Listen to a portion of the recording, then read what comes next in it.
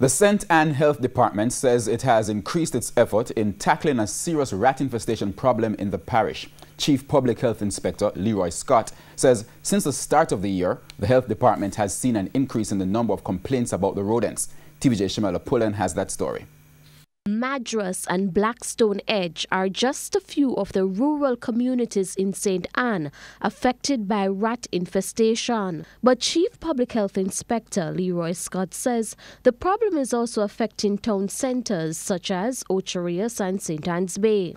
In the last month, we have had 3 complaints about rat infestation, which we had investigated. So as a comparison, it is an increase over what we would have normally gotten for that specific complaint.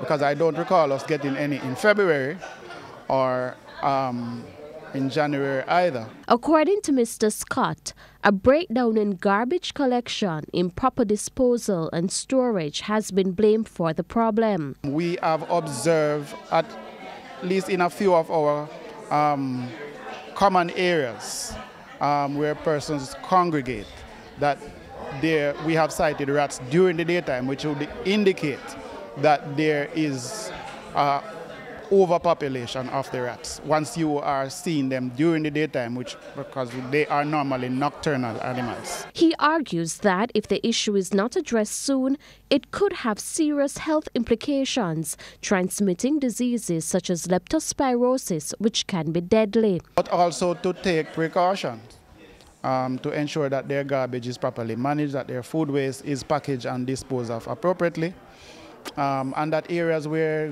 refuse are stored, particularly communal receptacles within the communities, that they are cleared of the garbage, that all the garbage go into the receptacle, that the area surrounding the receptacles be maintained, that the bush be kept low or none at all, and that large pieces of equipment and old furniture should never be disposed of or deposited in that area. Shamela Pullen, TVJ News.